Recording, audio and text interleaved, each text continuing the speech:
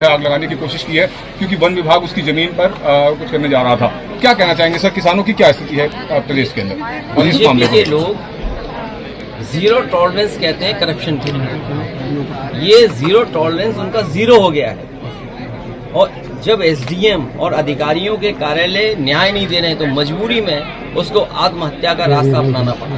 अगर कोई दोषी है उसके लिए तो वो भारतीय जनता पार्टी की सरकार के लोगों, और केवल मेरठ में एक किसान की आत्महत्या का सवाल नहीं है, उसके साथ साथ एक दलित और पिछड़े वर्ग के लोगों की किस तरह पिटाई की गई, एक बहुजन समाज के सभासद की किस तरह मंत्री ने और विधायक ने पिटाई की। बताओ क्या कार्रवाई की इस सरकार ने, जो हमेशा बुलडोजर की चालू करके रखते हैं। क्या उस मंत्री के घर पे बुलडोजर जाएगा जिसने बहुजन समाज के सभासद का अपमान किया है? क्या ये वही बुलडोजर एसडीएम के घर की ऑफिस को तोड़ेगा कि जिस एसडीएम या जिस अधिकारी की वजह से उस किसान की जान चली गई?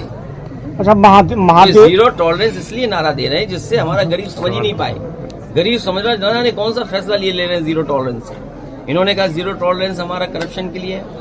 आज करप्शन क्या है, उसी का परिणाम है कि जान देनी पड़ रही है। पहली जान नहीं गई है, इससे पहले बाराबंकी में, हैदरगढ़ में भी इसी तरह एक किसान अपने न्याय के लिए गया था, उसे आत्महत्या करनी पड़ी, जान चली गई।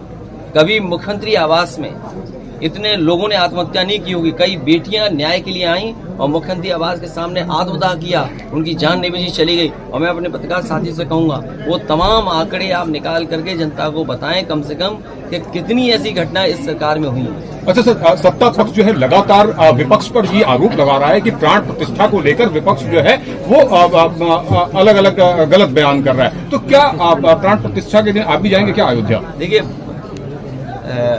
मैंने आप आधी अधूरी बात मत करिए। पूरी बात यह है कि बीजेपी के लोग ये कह रहे हैं कि जिसके पास निमंत्रण होगा वही आएगा। हमारा पक्ष ये है कि भगवान जब बुलाएंगे तो वो बीजेपी भी नहीं रोक पाएगी। और अगर आपका हमारा किसी का मन करे कि आज भगवान की इच्छा है हमें देखने की, तो क्या हमें कोई रोक पाएगा?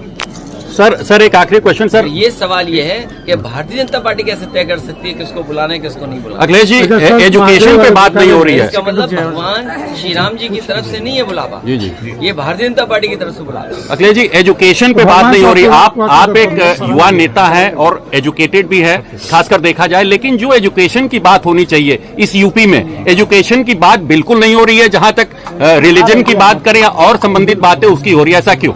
वो बात इसलिए नहीं हो रही है क्योंकि जब मुख्यमंत्री जी खुद ही कहते हैं 46 में 56, उन्हें गिनती की जानकारी कम है। उनसे सवाल पूछो कुछ, जवाब देते कुछ। और प्राइमरी स्कूल आप देख लीजिए, बच्चों की संख्या कम हो गई। इंटरमीडिएट में देख लो, बच्चों की संख्या कम हो गई। ITI पॉलिटेक्निक में एडमिशन लेने वालों की संख्या कम हो गई। आखिरकार आप देश को कहाँ ले जा रहे हैं? अमेजोन जैसी कंपनियां, या अमेजोन न बोलूं मैं, या जो नए तरह का व्यापार बिजनेस हो रहा है उसमें नौकरियां और रोजगार हैं। तो सरकारों को जो परिवर्तन और बदलाव लाना चाहिए वो नहीं ला रहे। वो अपने जो आइडियोलॉजी है उसके हिसाब से शिक्षा को देना चाहते हैं। अगर वो आइडियोलॉजी के हिसाब से शिक्षा दोगे तो हमारे समाज और देश का भला नहीं होगा। नौकरी रोजगार कैसे मिले उसकी अगर व्यवस्था करोगे, शिक्षा उस तरह की, तो शायद नौकरी रोजगार मिलेंगे।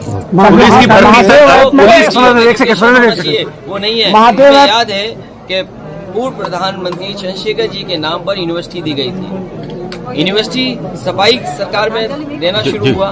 इस सरकार की जिम्मेदारी है इस यूनिवर्सिटी को और कैसे बड़ा किया जाए, इसमें और नए कोर्सेज कैसे लाए जाएं जिससे बलिया और आसपास के पूर्वांचल के नौजवानों को अच्छी एजुकेशन मिल जाती।